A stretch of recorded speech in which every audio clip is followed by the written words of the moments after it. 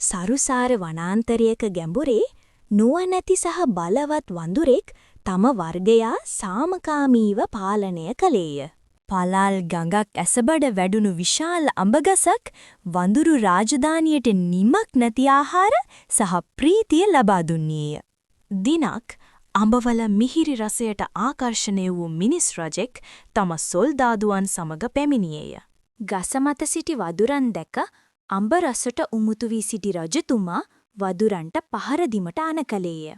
ගස් දෙසට ඊතලෙ එල්ලවන විට වඳුරන් කලබල වූ අතර පැන යාමට මගක් නොමැති බවක් පෙනෙන්නට විය.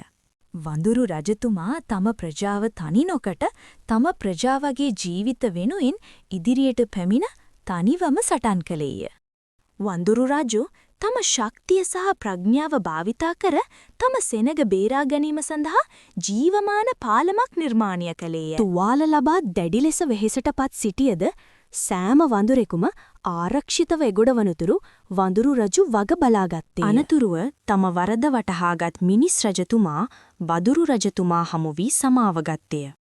වඳුරු රජු කිසිවක් නොවුනාසේ තම ප්‍රජාව විනාශ කිරීමට පැමිණි පුද්ගලයා වුවද වරද වටහාගත් නිසා නිහතමානීව සමාව දුන්නේය. ඊට කෘතගුණ ලෙස රජතුමා එම වනය ආරක්ෂා කර දීමටත් වඳුරු ප්‍රජාව ආරක්ෂා කරන බවටත් පුරුදු විය.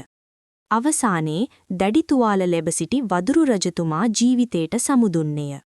වඳුරු රජු සැබෑ නායකත්වයේ සහ පරාර්ථකාමී ආදරයේ සංකේතයක් ලෙස වනාන්තරයේ මතකයේ සදාකල් රැඳුණි.